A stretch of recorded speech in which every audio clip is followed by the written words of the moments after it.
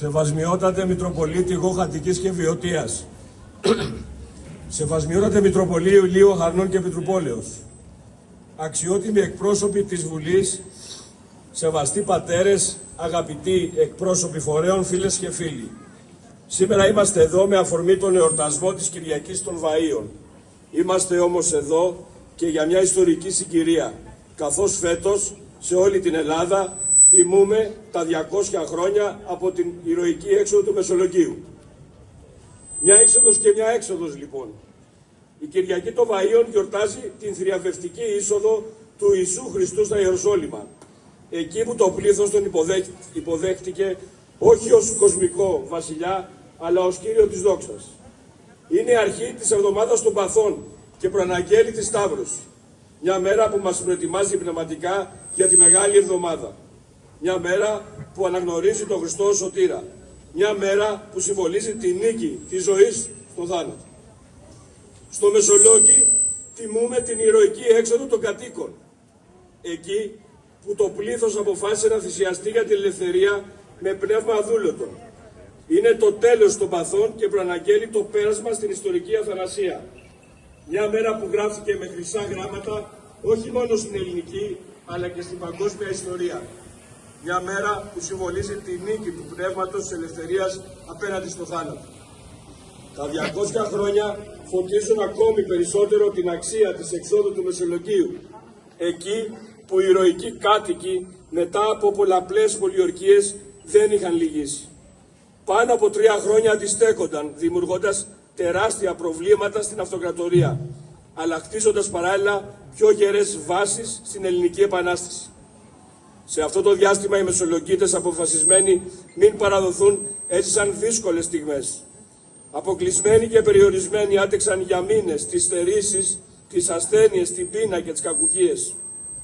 Έχουν φτάσει σε εμάς συγκλονιστικές περιγραφές ανέχειας. Όταν πλέον εξαντλήθηκε κάθε δυνατότητα όμως, ήρθε η ώρα για τη μεγάλη απόφαση. Και αυτή δεν θα μπορούσε να είναι παρά ή η παράδοση ή ο συμβιβασμός.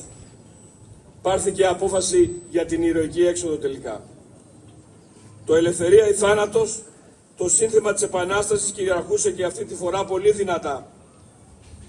Τα αποτελέσματα βέβαια δεν θα μπορούσαν να είναι διαφορετικά απέναντι στους χιλιάδες πολιορκητές. Ήταν οδυνηρά για τον ηρωικό πληθυσμό του Μεσολογγίου.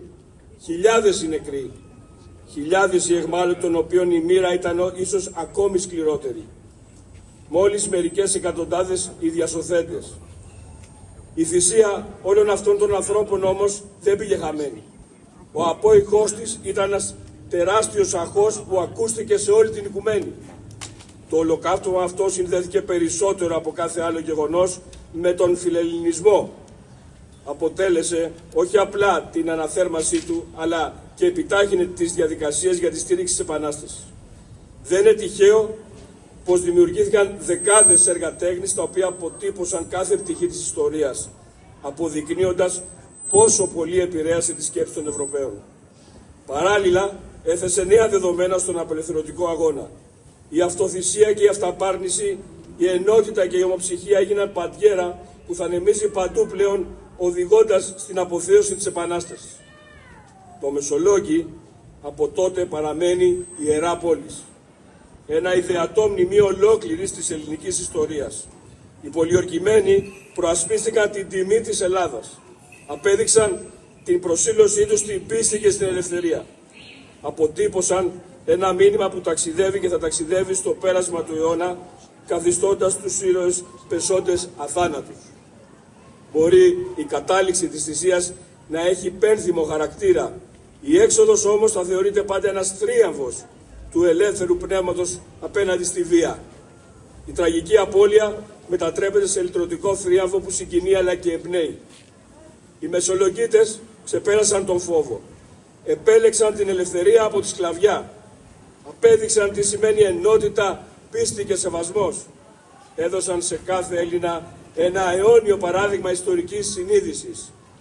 Κυρίες και κύριοι, σήμερα εδώ στις Αχαρνές, μπροστά στο μνημείο για τον δικό μας θρυλικό αγωνιστή Μητρομάρα, κλείνουμε βλαβικά το γόνι σε όλους τους προγόνους μας, που με τις θυσίες τους έβαλαν τα θεμέλια της ελευθερίας μας. Τιμή σε κάθε πεσόντα, τιμή στη θυσία τους. Θα είναι πάντα φάρη και οδηγή στους δικούς μας αγώνες. Αιωνία τους η μνήμη. Καλή Ανάσταση σε όλους.